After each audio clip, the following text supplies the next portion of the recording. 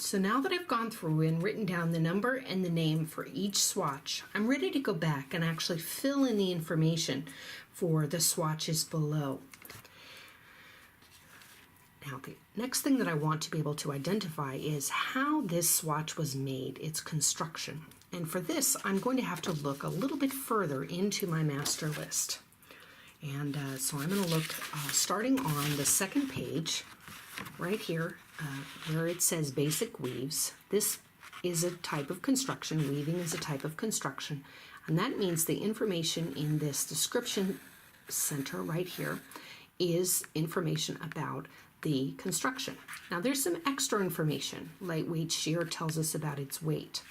So if you'll watch me, I'm going to put this information about the weave onto the construction line, and I'm going to put lightweight sheer down on the characteristics line. All right, so this one here is a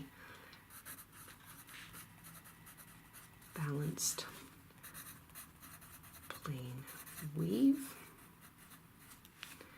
and the characteristic is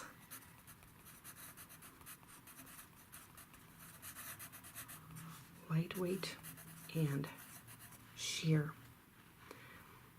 All right, now in terms of the dye print method, the finish, and possible end uses, we're going to have to look a little further into our kit. In some cases, there will be blank lines for certain swatches because we don't know all the information. I'm going to look for the number 1 all the way through the master list to see if it occurs again.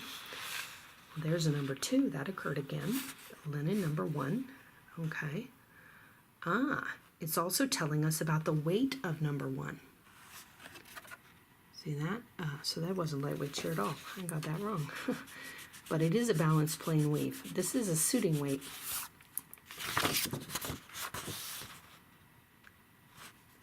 But I think it was lightweight and sheer.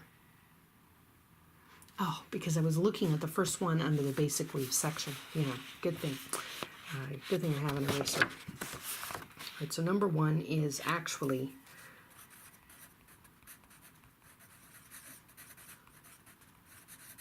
suiting weight. And we can see here number 2 is lightweight opaque. And looking at this one here, that makes sense. Let's compare the two. Can you see how I can sort of see my fingers through swatch number 2? But with swatch number 1, it's a little more difficult. Compare the two swatches with your fingers. Do you see how this one just feels lighter and this one feels a bit thicker? Right, so this one here, swatch number 2, is also 100% flax. It is also spun. It is also a balanced plain weave.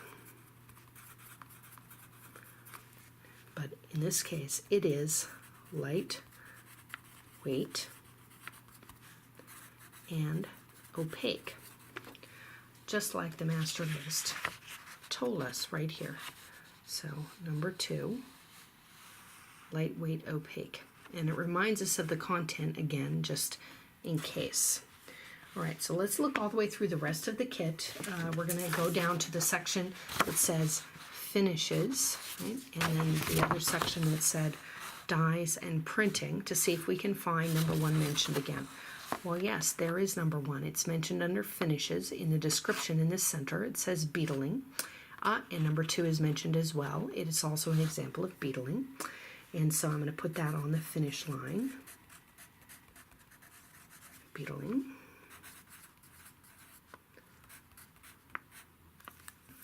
Only 1 L in beetling.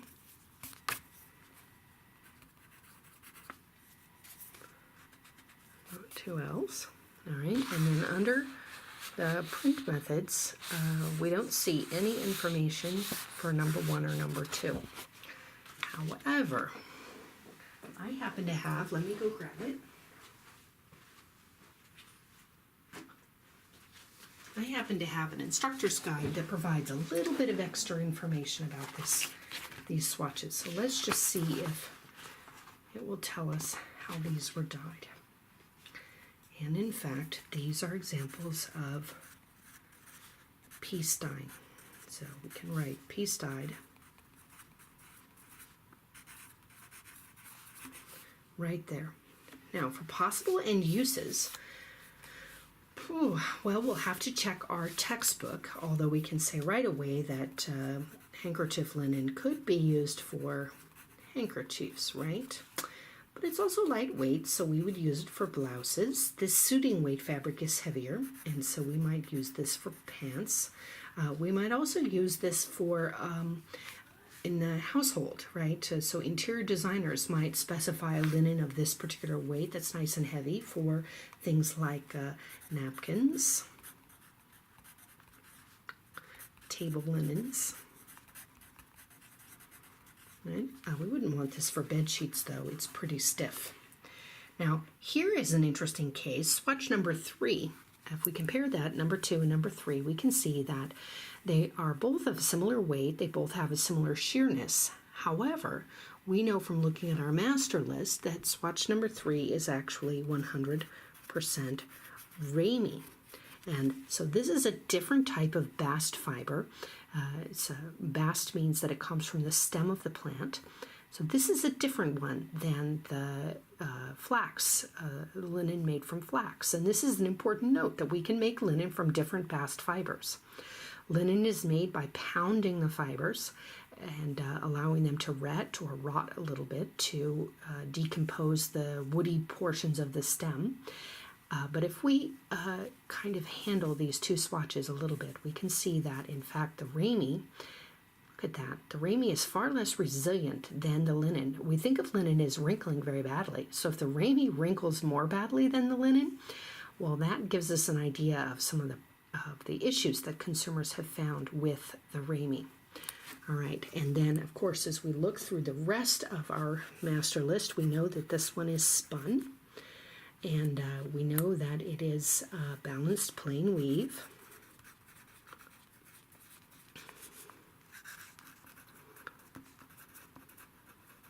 And if we look clear into the finish portion of the master list, then we would be told that it is,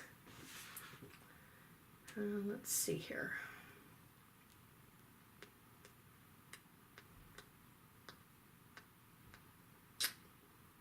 Well, it may or may not be on your master list. On mine here, it's saying that it's Schreiner calendared, but you'll need to look in the finish section to see if that is true for yours. Schreiner calendaring is a way to get it to be way less wrinkled and, oh, wrong line. And so it makes sense that this one would be Schreiner calendared because it is so sensitive to creasing, right? We can still see it's just sticking straight up. I mean, this one is too a little bit from being in the stack, but this one, you can just see the wrinkles very clearly. And so it would make sense that this one would have been Schreiner calendared. You want to take a look in your textbook to see what Schreiner calendaring is.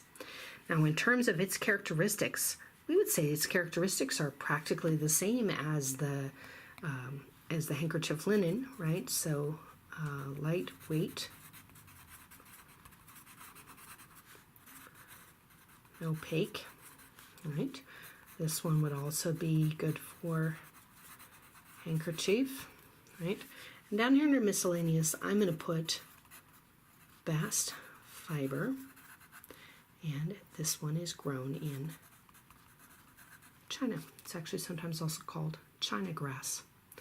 All right, so you can see that using the information from the various portions of the master list and knowing what we know about natural fibers being spun, I was able to basically complete all of the information on this first page. Let's see how far you get in trying to get the second page complete, and then I'll have a video letting you know if you're correct.